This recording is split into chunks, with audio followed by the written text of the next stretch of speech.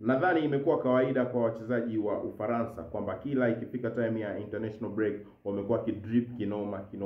So kama unafuatilia, nadhani tukua unaelewa nini ya masuala. So katika wiki hii kilicho trend zaidi ni jinsi fashion week yao ilivyoenda vizuri. So tunaona pale N'Golo Kante ameitwa katika kikosi cha timu ya taifa hiyo, lakini watu wengi wamefurahishwa sana the way N'Golo Kante alivyo simple kwenye mavazi yake, na watu wengi wanapenda kwamba complicate. Ikumbuke N'Golo Kante ni bilionea yule. So N'Golo Kante na wachezaji wengine wa Ufaransa wamedrip kinoma.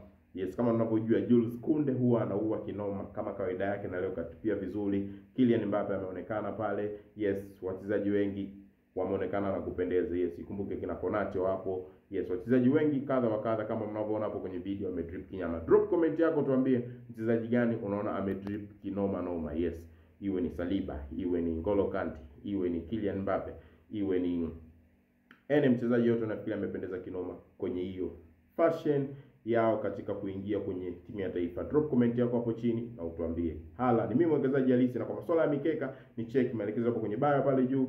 Ni text ni ambie mwekezaji naomba niunge kwenye VIP group, na mimi nitakuunga kwa masuala ya uwekezaji. Odds chache bila tamaa. Si mwingine ni mimi mwekezaji halisi, wanaita Odds Kuntu aka adui wa Muhindi. Siwezi kurudi Makete. Hala.